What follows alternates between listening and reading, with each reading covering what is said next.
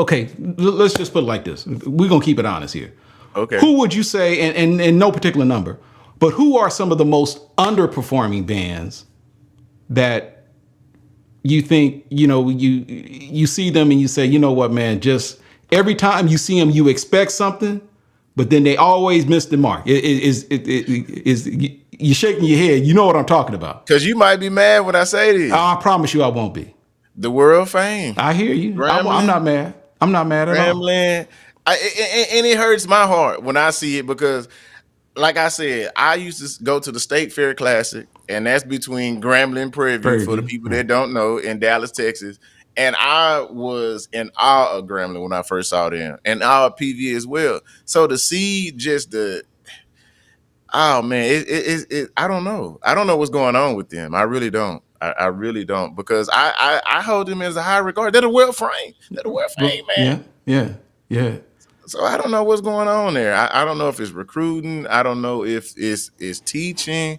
I don't know, man. But it really saddens me for real. Every time you have high expectations and they miss the mark. Because they're the world fame, brother. You know what I'm saying? Yeah. And they've been up here. They've been one of the top bands, top 5 for the longest. Yeah. So to see that fall off and where they are now and how they sound and they don't execute well, it's like the kids don't even feel inspired. Like they're not there to have fun. It's like they're not having fun anymore. Anybody else? Let me see who else. Because I'm kind of surprised as a band. I guess whether it be in the stands, whether it be on the field, there's one. I guess I'm kind of surprised that you hadn't mentioned yet. And I'm not going to put any. I'll let you finish, but then I'll want to see where you go. Anybody else that tends to kind of periodically miss the mark when you see them? Man, that's why I say it's so many bands. Like you try to. So tell you what, let's do it like this. How about I just call a band and you just kind of give me your overall? That's okay? better. Okay, that's better. So let's start this. Okay, Prairie View. I like them. Growth. I've seen them progress. Like in the stands, arrangements have gotten better. Man, they almost took down Southern low key. A lot of people don't know that. I don't know if they watched that video, but they almost took down Southern. Okay. They almost took down Southern in the stands. The field wise, they do the same thing. They don't really be drilling for real. They do. They they're gonna come on with the entertainment tonight. Right. Entertainment tonight. PVU. Right. Yes, they gonna do that every time. So it's traditional. So it's like, but for some reason it works. All right. It works. All right.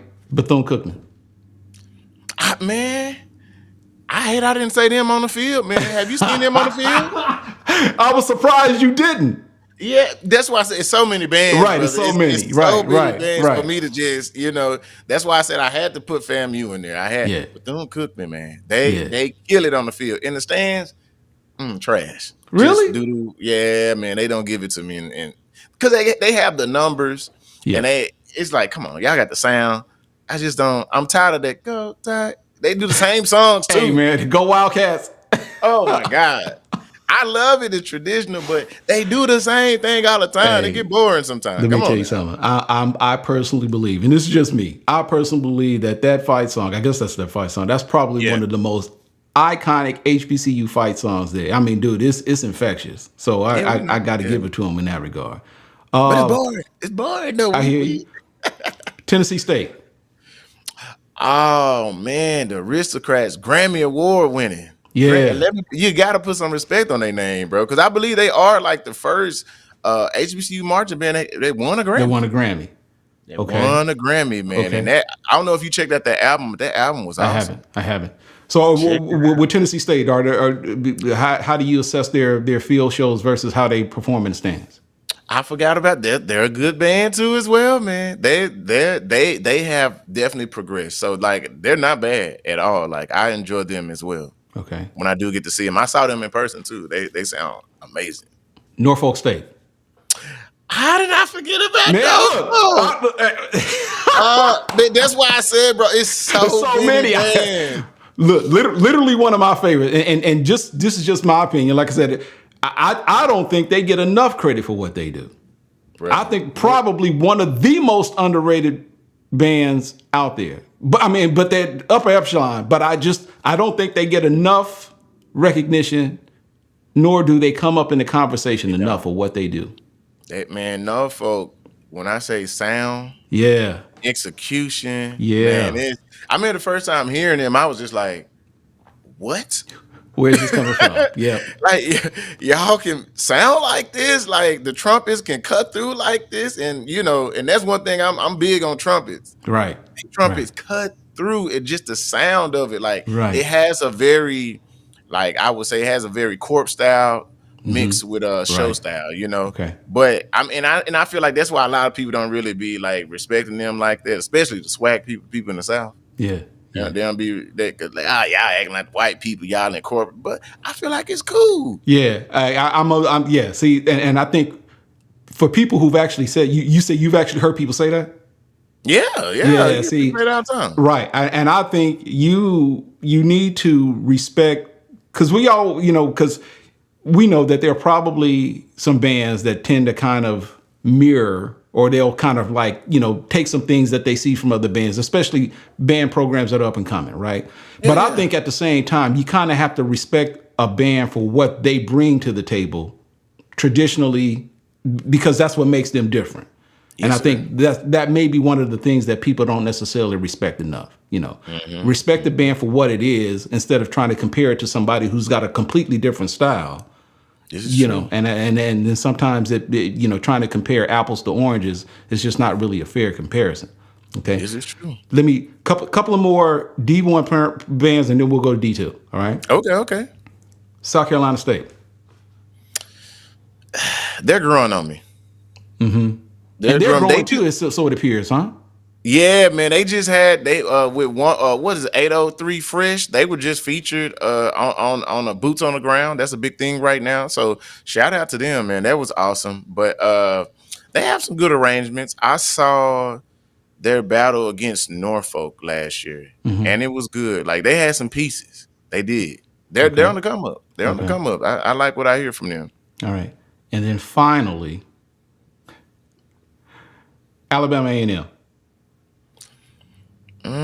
Alabama A&M. Last time I saw them, marching maroon and white. Man, you know what? They're coming up too. Their field show at Honda was trash. I didn't like what they did at Honda. I did not. They could have came with it way better. They could have. But Alabama A&M, man, I love the arrangements.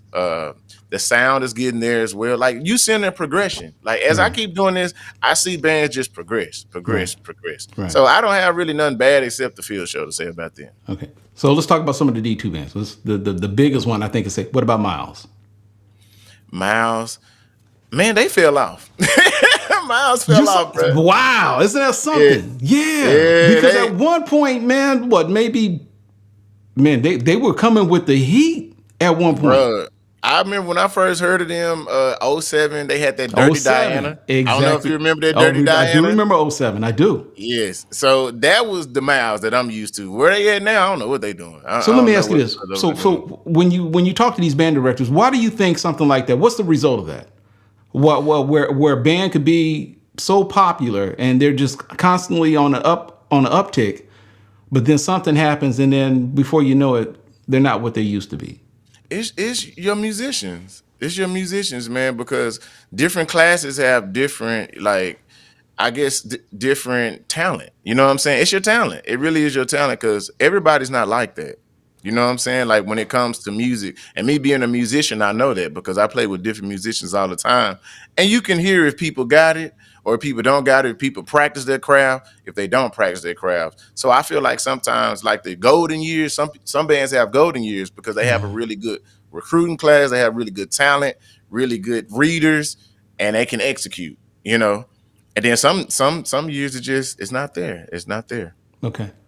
Couple more. So I mean, what are some other D2 programs? Like, for instance, let me see that. What about? Are you familiar with Kentucky State? Fell off. Fell off, and I feel like the reason they fell off is because they had this band director over there. Now he's at Albany State. Will, I forget his last name. Will, he just got his PhD. So salute to him if you ever watched this, man. Okay. But when he left, Kentucky State left. Okay, so he left and went to Albany.